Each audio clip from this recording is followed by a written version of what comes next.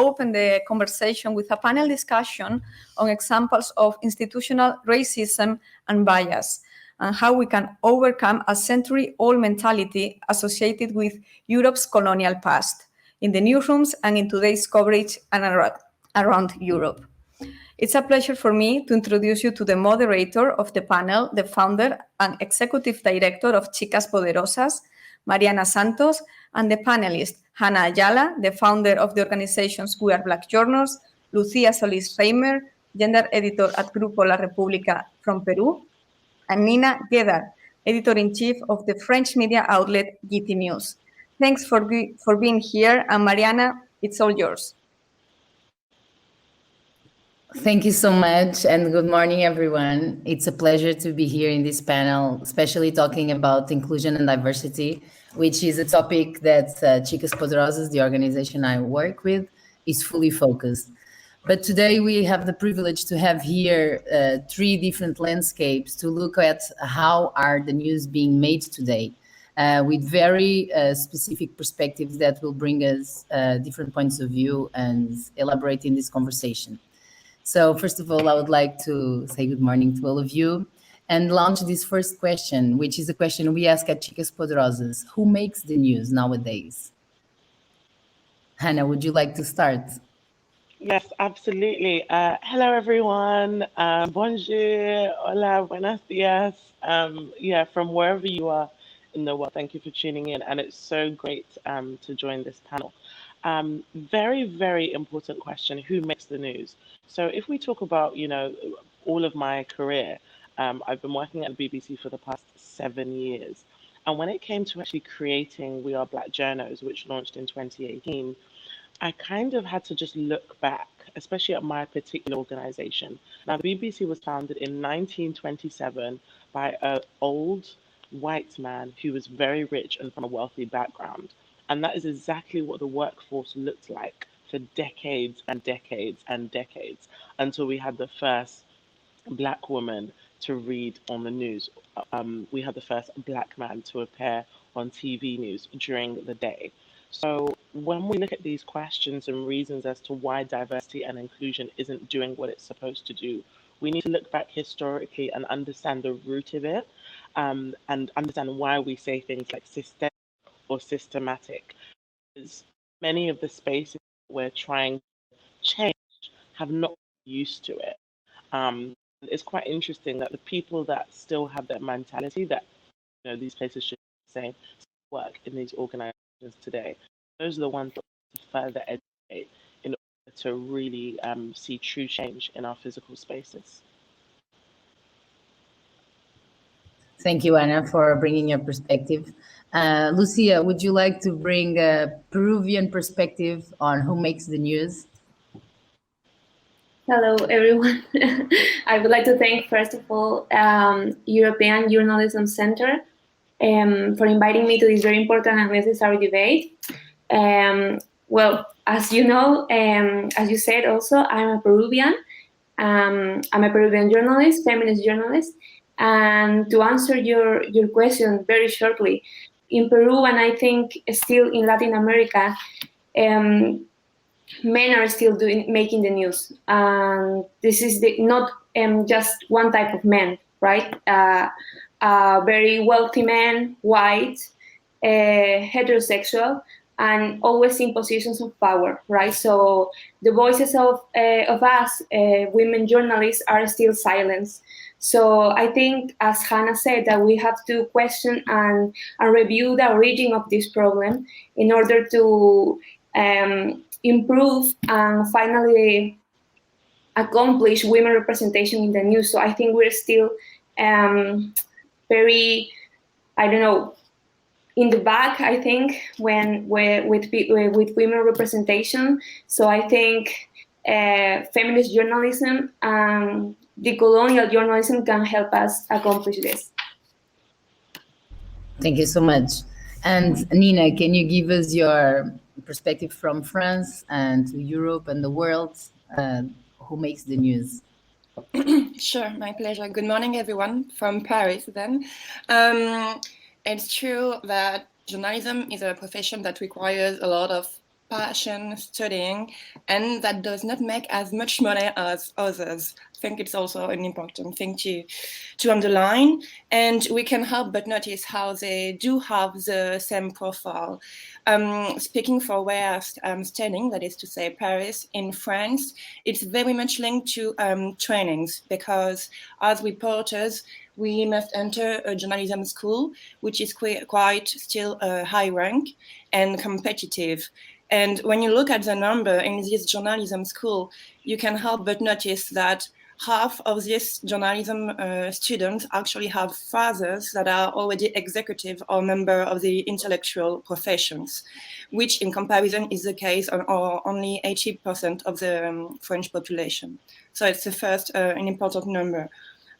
So basically, what I would like to underline is that the cultural and economic background capital of reporters determines whether or not they stay in the profession more than 7 years.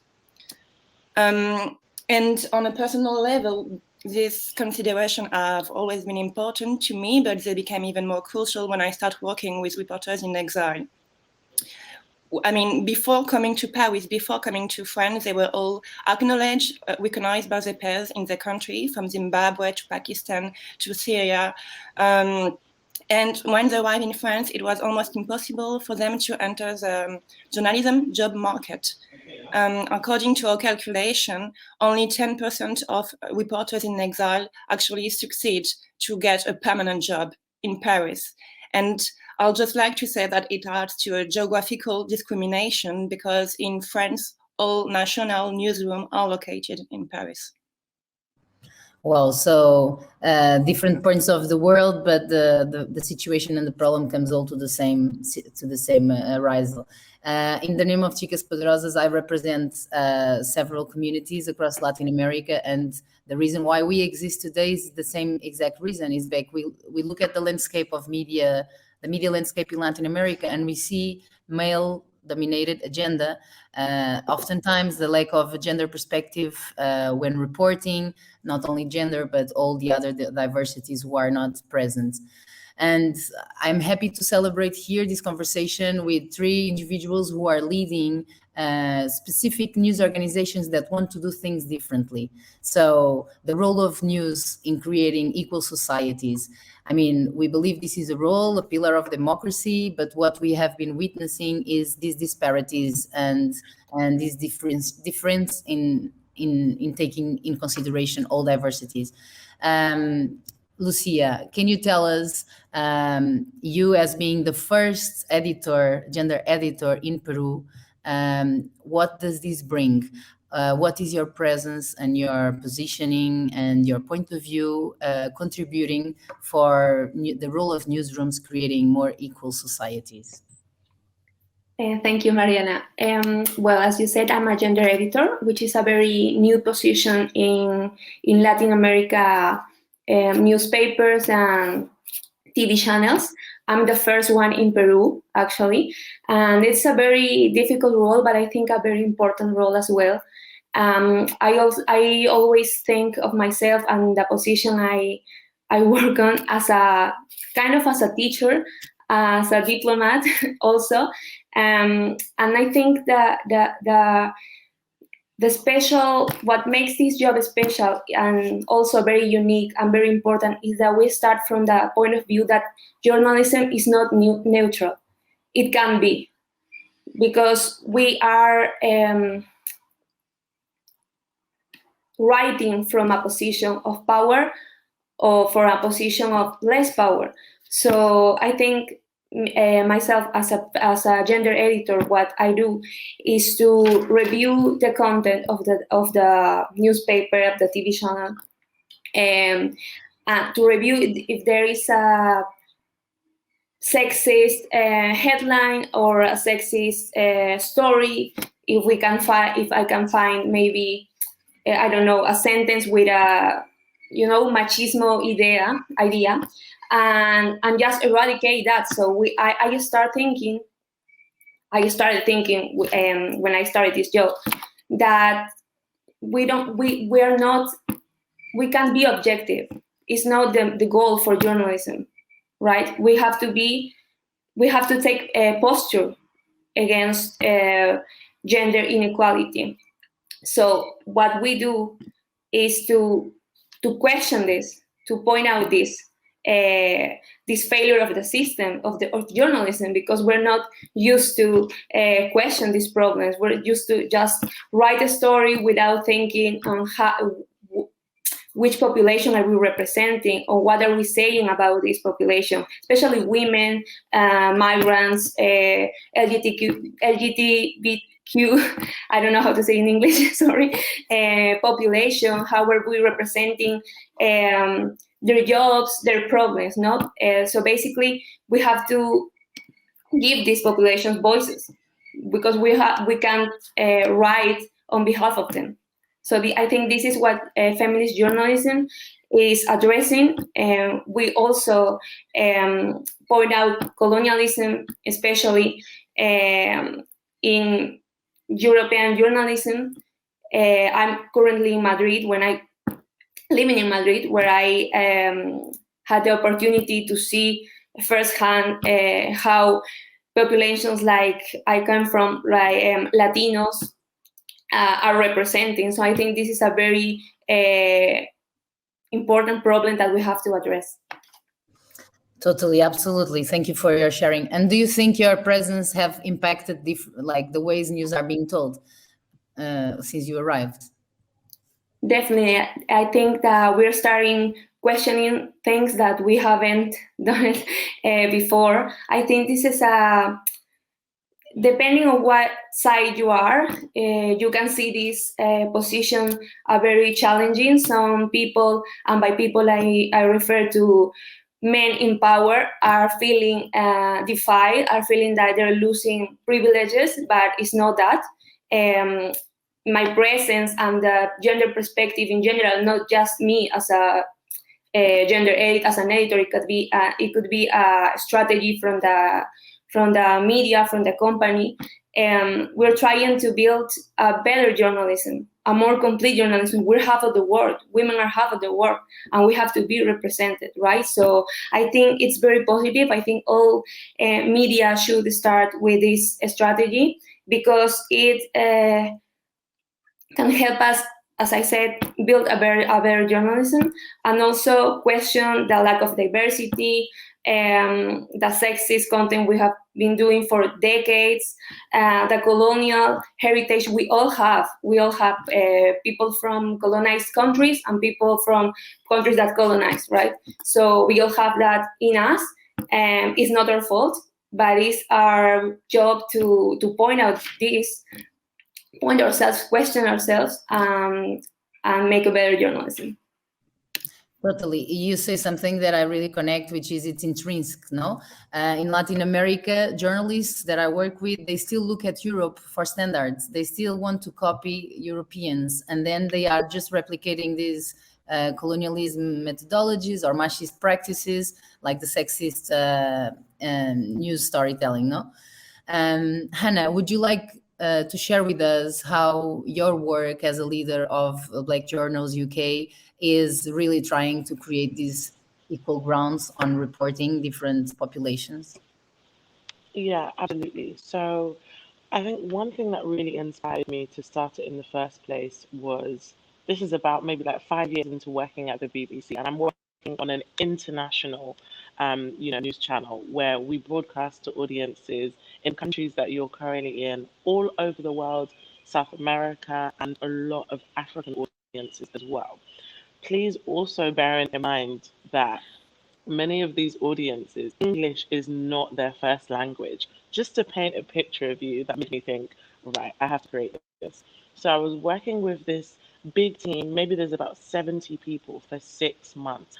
And I was so excited to meet the diverse, voices that would be speaking to all of these amazing countries all over the world. I was the only Black person in that room. Everyone else was white British. And I remember I spoke with the editor, and I said to him, after a few discussions, I said to him, don't you think this is a little bit embarrassing? You know, the fact that you're broadcasting to these audiences all over the world, but the people that are creating these programs are in no way reflecting of that. I'm a big believer in the saying that media can't reflect society if society is not reflected in the media. So from that moment on, I just thought, okay, this is what I want to create.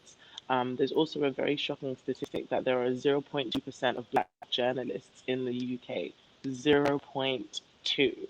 And around that time, I was connecting with so many amazing Black journalists that worked all over, from Vogue to Science magazines. We were present. I felt like we were more than that 0.2%.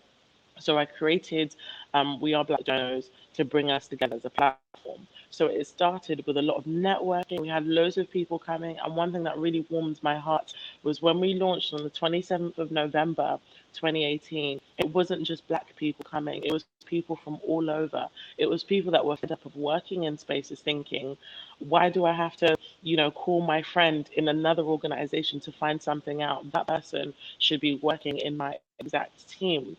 So it was great to know that the message was clear and people had an understanding of why we existed. And last year was very interesting. So, going back to your question, Mariana, of how we're, supporting people. So since the murder of George Floyd, there was a massive outcry on social media. I'm very confident that everyone that's joining this stream right now knows exactly who George Floyd is. Following on from his murder, a lot of people got in contact with us to see what we were doing, and they just really wanted to help out. And that is what inspired our mentoring program. So even though we have a community of, online about 3,000, and our newsletter, we have about 300, which is growing by the day. A lot of people wanted to mentor Black journalists within our community. And the really important thing about that is that it's a perfect way to exercise allyship. The definition of allyship is something that we can all do. It's noticing that someone is being singled out due to their background or due to the fact that they are already marginalized. So you're actively making that step to want to support them for the long term. The meetings, the checking their job applications, to making them feel confident enough to go for certain applications or to go for certain opportunities in spaces that it's not normal for a lot of people that look like them to actually be there. So that is going quite well. And a lot of organizations are reaching out to us because they are saying it straight. We want Black journalists. So, let us know who you have. We pay very well. We want to offer this opportunity. And it makes me so pleased to see that it's going from strength to strength to strength. But I really want to stress the importance of allyship. It's not having one conversation and then the problem is over. It's supporting that person for the long term. So it's going well, and we've got so much energy in us to continue to go bigger and stronger and better. This is amazing, Anna. Thanks a lot for sharing. And this allyship that you are talking about, this creating the community of people who share the commonalities, no? Just recently talking to Paula Frey, she's a South African journalist and she runs Frey College. She was telling me, we African journalists, we still look at the BBC, Reuters, Nieman Lab to tell our stories, African stories, with a white lens. So I'm super happy to see that you are trailblazing this new initiative to get people that can really represent their own stories and start shifting, no? This colonialist mindset, this way of some others need to be on top of the others. I mean, the white man losing privilege, it's like an uncomfortable position, but it's one that will need to happen because more and more individuals like you are trailblazing initiatives to tackle the problems in society that are so screaming, no? Especially when they are underlined by media. Nina, can you tell us about the work that you have been doing in France, working with migrant journalists and trying to create this more equal society through your work? Sure, thanks, Mariana. So 3 years ago, we've co-founded Gheddar News, which is the first media which aims to challenge the narrative surrounding migration with a singular newsroom. Half of a team is from different countries. Is actually refugee or asylum seeker here in France. Sorry, and we were just frustrated as reporters by the media coverage on migration, especially since 2015. Basically, sorry, something in my throat. And I think it's very much linked to what you guys said earlier about creating also equal societies, because just a few words about this this news coverage of the so-called migration crisis, because during that time, European media did participate in the proliferation of cliches, of negative images of migrants, giving rise to an increase of mistrust and suspicion towards them. Well, basically, we wanted to do the opposite. We wanted to humanize stories, to give the floor to people, and on a second level, to rationalize this topic, which is also very much often instrumentalized by some politics, and it's just a sensation. So we've been doing that work for 3 years now, and it's also very much linked to media education, literacy. And I think that in order to create a more equal society, journalists, reporters, it's really important for us to go into schools in order to raise awareness around these questions. So you are starting to have this movement, moving more into schools and connecting with academic organizations from the ground up. Yeah, like this is, for me, it doesn't surprises me that we are 4 women leading independent news organizations that are, movements that are trying to be more inclusive. And right now at Chicas Poderosas, we are trying to give a step back and look at the mainstream media, the, traditional media outlets, the big news that we know about. And we want to do a photography, and starting in Latin America, then coming to Europe, how do we measure diversity and inclusion in media? I would like to open this question and have you tell us your insights, because for Chicas Poderosas, we have been analyzing the growth or the development of diversity in media, and it has not changed much for the past 8-10 years, let's say. And we don't believe that this is a question of percentages. How many percentage of women versus men, Black journalists versus white, or people from different countries. How do you think we can measure actually diversity and inclusion in media and see, okay, what's the landscape like, and where do we want to go if we want to improve?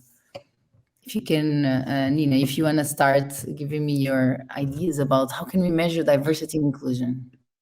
Well, I do believe that diversity isn't a destination that can be fully reached, but rather an active process that you commit yourself to.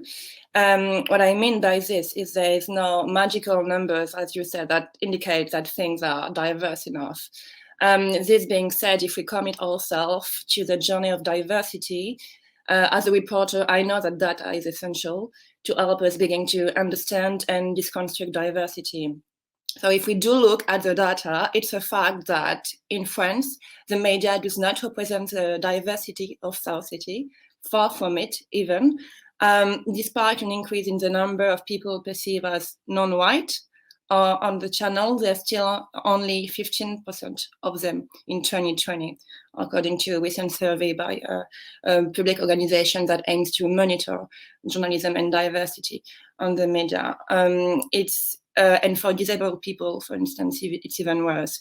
They are actually represent 20% of the French population, but they only appear on screen 0.2% of the time, 0.2% of the time. So it's nothing. Furthermore, the issue is that this so-called minority is overrepresented in situations of poverty, marginalization, or in roles linked to delinquency. It's a really important topic, and I think we are going somewhere. I think the profession in France, at least, is aware of this, is that it's an issue. But we need to make journalism more nuanced. That's the key point here, actually. Journalism would be better if we had more voices creating it. because diversity also brings the audience closer to the reporters, which fosters not only diversification, but also trust, which is currently lacking for many people. Thank you so much, Nina, totally. Hannah, would you like to let us know how can we, and let me just tell you one story, Anna, because I want to connect the dots here. Recently, I was in a Google News Guys Summit, and I was talking to some Latin American journalists, and I was talking to a journalist from Brazil. He used to be in the mainstream. Now he started his own independent media organization, and he's a white heterosexual, very literate journalist that went to Stanford and so on. And he was in the chat. We were talking about diversity and equity, and he was telling me, I am a white dude, and I have super hard time attracting Black journalists from Brazil, and this is 55% of the population. They don't want to work with me.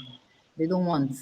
And he's like, how can I be an attractive, colleague, boss, whatever, to these journalists? And then, Hannah, I just shoot it to you because I see your face. Would you like to share with us? Yeah, of course. And imagine, I like the fact that he's just been very open to say, look, we want more, but we can't seem to get them in. And this is what is very difficult when, it's systemic, right? As I was saying earlier, when these spaces weren't originally built for people who look like us. Now, I've seen a lot of British journalism and organizations that try to do these special diversity schemes, and it can really go one way or the other. I entered the BBC 7 years ago on a diversity scheme that lasted 1 year. And I said, I love this place so much, I am not stepping out. So I'm living proof, right? I am proof of someone that has come in and has been able to stay and excel in their career. And it's what my time there is what inspired me to start with Black Journals. And then I've also heard of other people who have gone on diversity schemes and have been mistaken for being the cleaner. People didn't actually think that there were journalists working there. So what this person should do, I think, number one, don't put so much pressure on themselves. You're not the only person, but it's so important that you're passionate about doing that.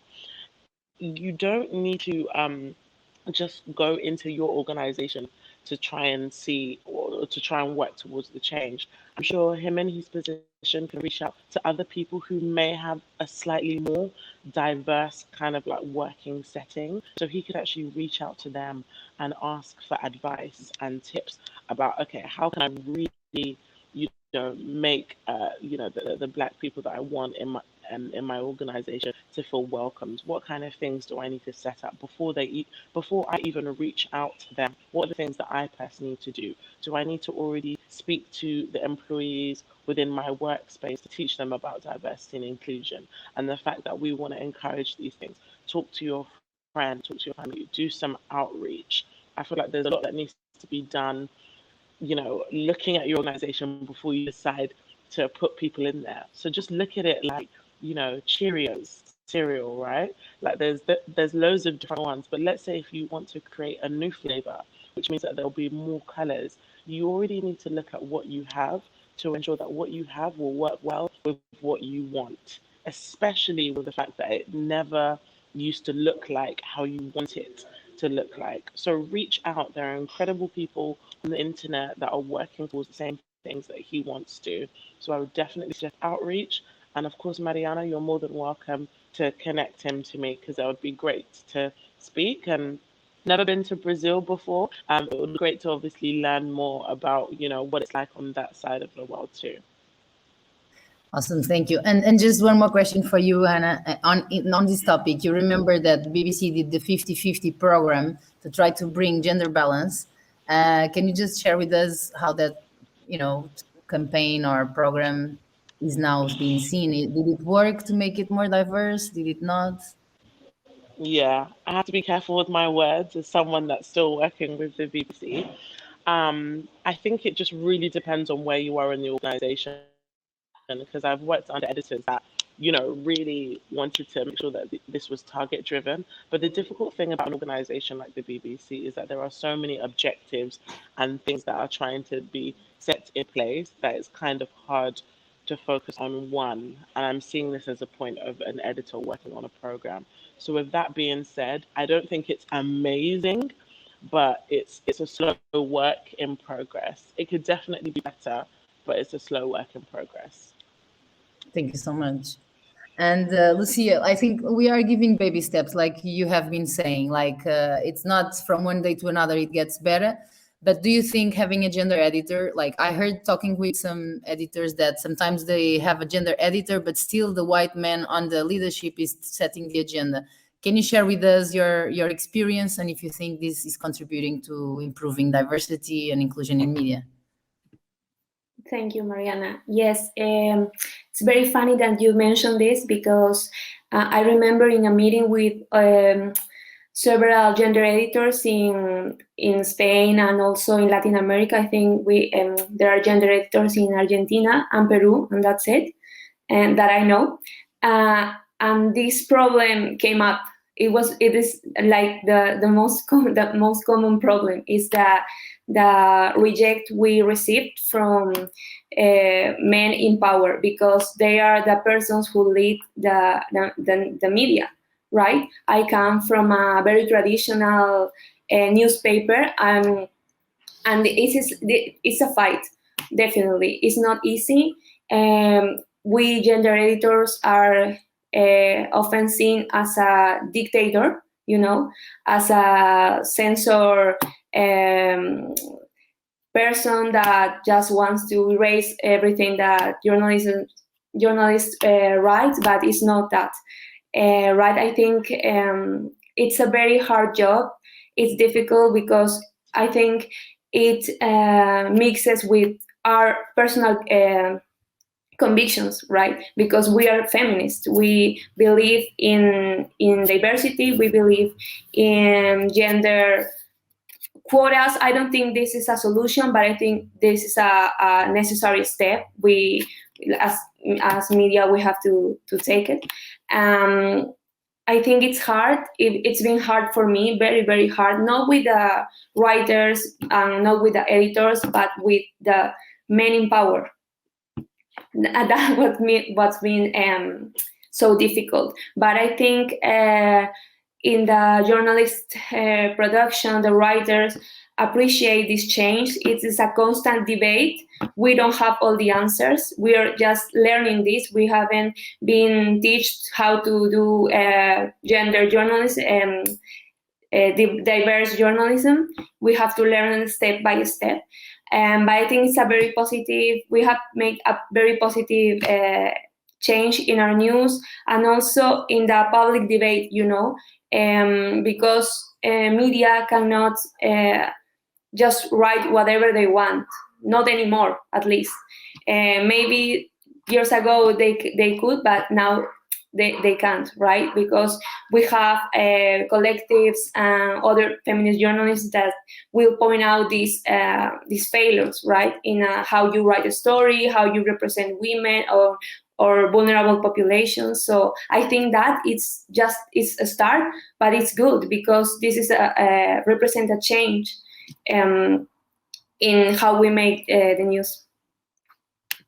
Yeah, and this is refreshing to hear that we are giving some steps, but observing we have, the world, we journalism have normalized gender violence when talking. Normalized, no? That's why we need gender editors to teach people how to talk with gender inclusion. We have normalized racism. We have normalized infantilizing our victims or our minorities in the way we write. And I see more and more these movements of independent feminist journalism organizations or women or non-binary people leading these independent journalism organizations to try to address these issues in the market, no? But we still, like you said, we still have the problem of having the men in power not wanting to give up their power or open up for more inclusion. And from the point of view of a CEO of a feminist organization, it's our main struggle, financial stability, which these most mainstream media already are in the next stage. So my last question for you in the last 7 minutes before we go to Q&A is, what do you girls think media will look like? Like, we are just coming almost out of this pandemic, crazy twisting the world for the past couple of years, where media as well took another role and taking different shapes and forms. How do you see, from where you're sitting, from your position in media right now, and from how you see the future, how do you think media will look like in the times ahead of what are we living right now? What is coming? I'm very optimistic about the future. I think women are and other vulnerable populations are just taking the power the way they can, because the people in power, men in power, will not hand it to us. So we have to take it. That's what feminists do and have been done in history. So I'm very optimistic. I think that self-questioning is the first step, and I think a lot of media are starting to do that.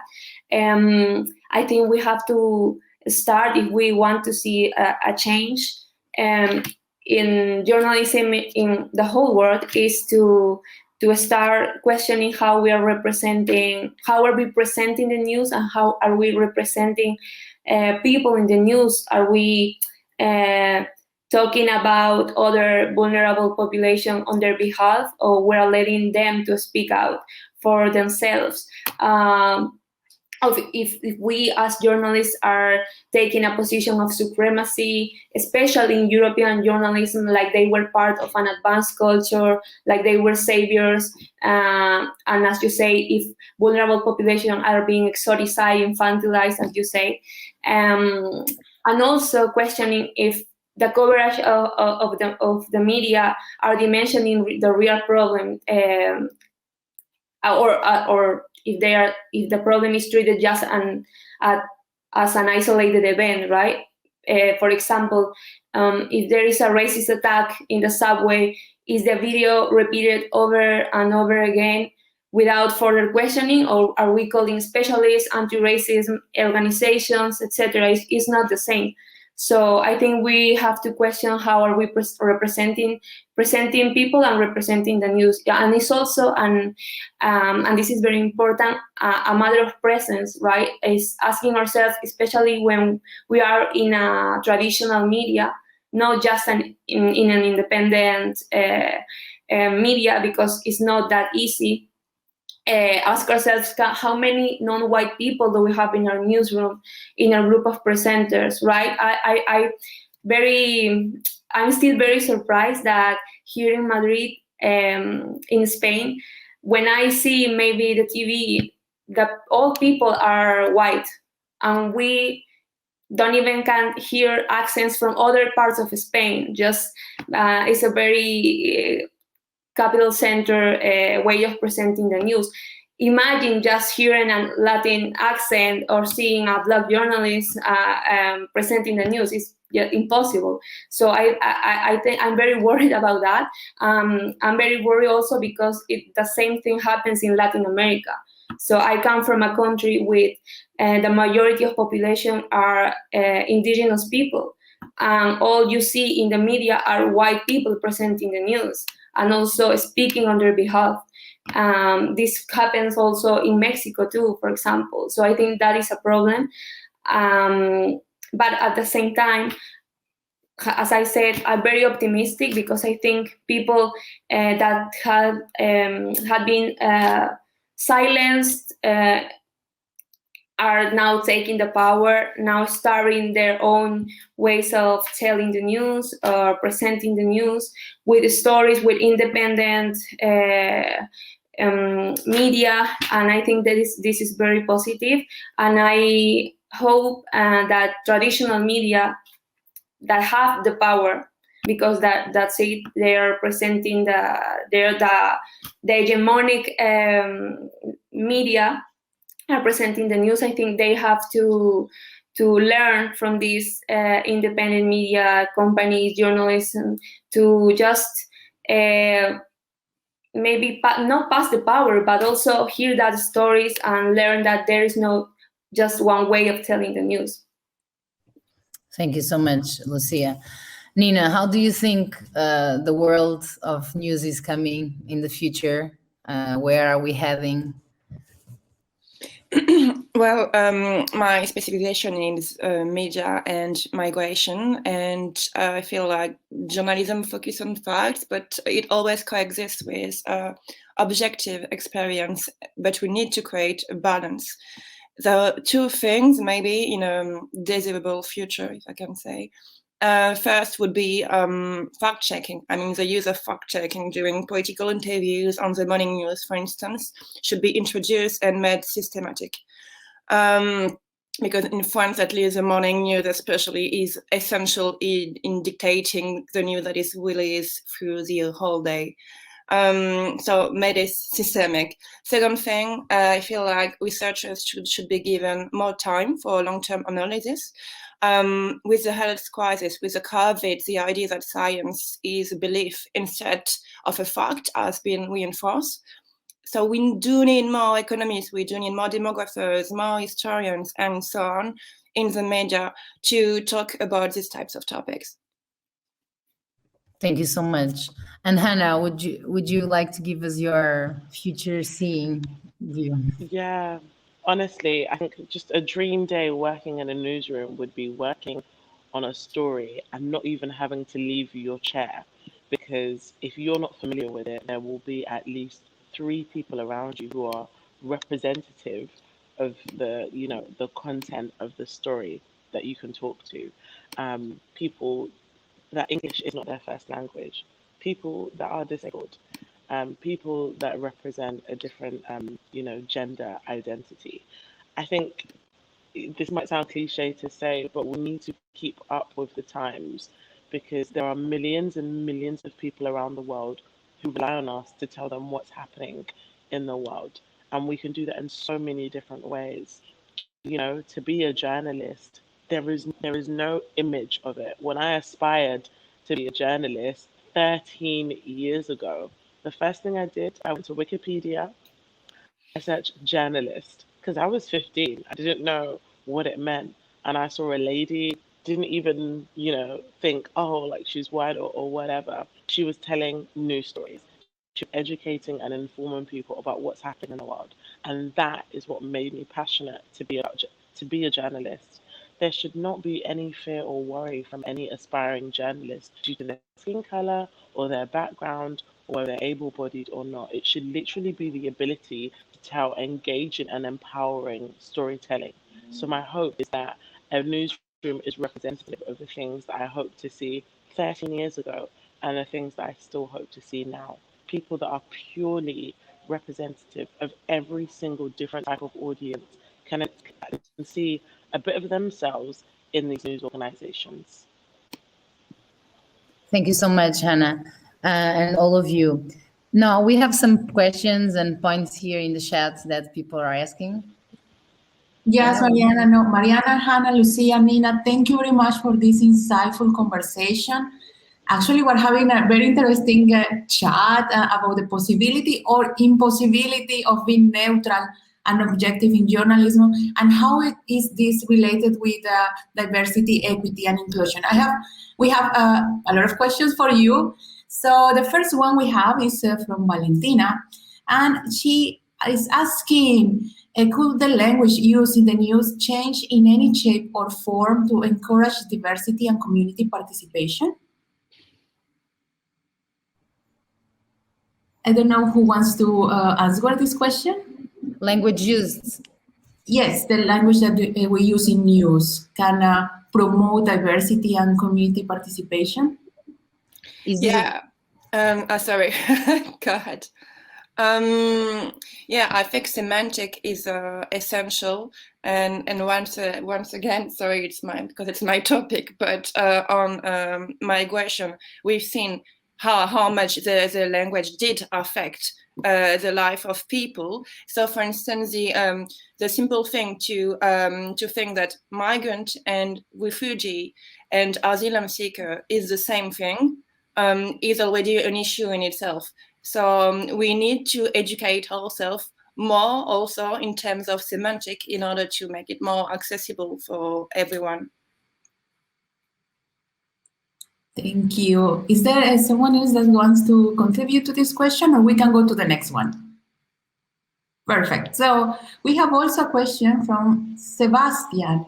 In considering strategies to build diversity, equity, and inclusion in European journalism, what roles does education of young people play? What if curriculums incorporate lessons on they in news media?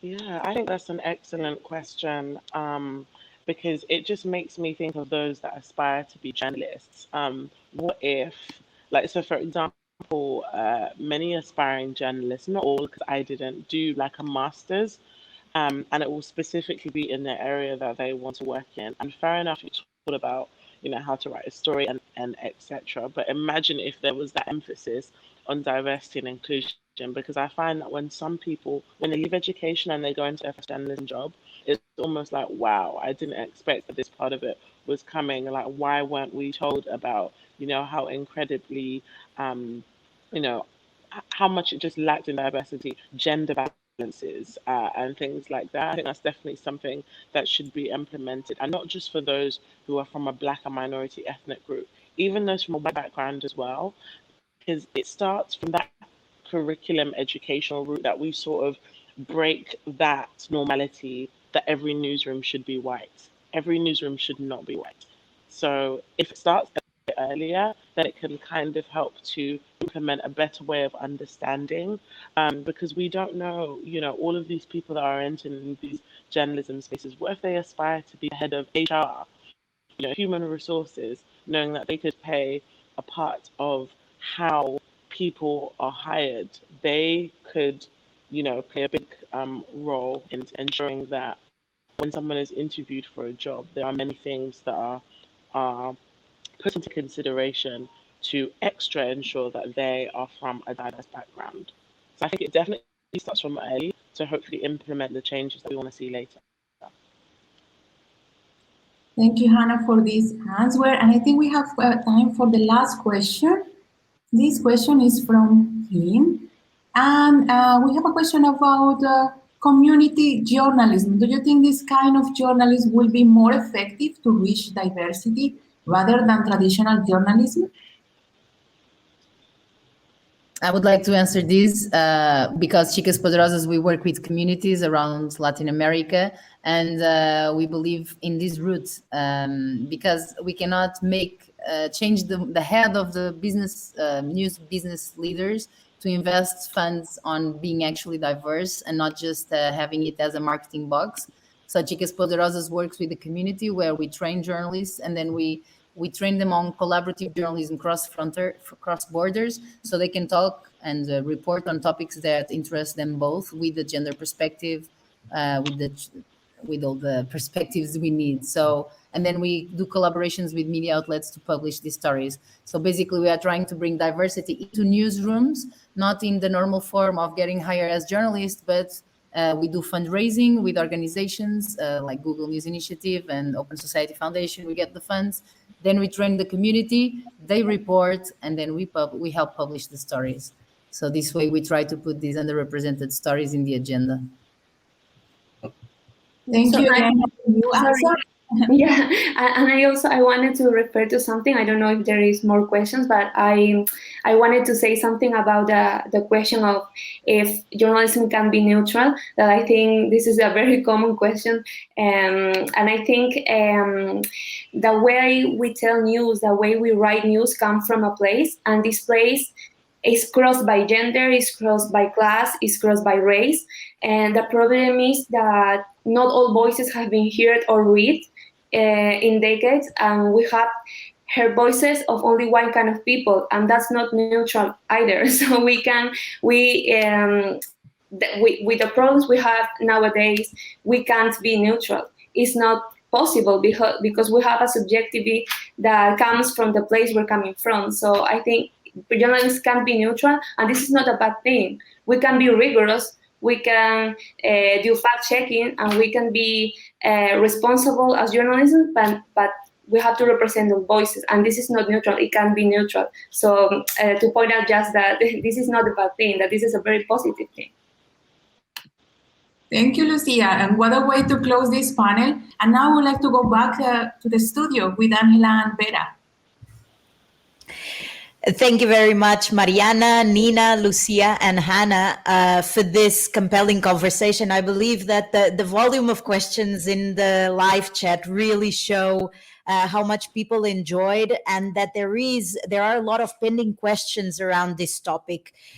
You have mentioned how important it is to overcome personal bias, to question ourselves in our position of power or lack of that in journalism. You have left us with a lot to think about around the concept of allyship, the figure of the gender editor, that measuring diversity and inclusion has to become an ongoing task, etc., etc. We know that embracing DEI is not going to happen overnight, but it is essential to the survival of journalism and to bring it closer to the audiences.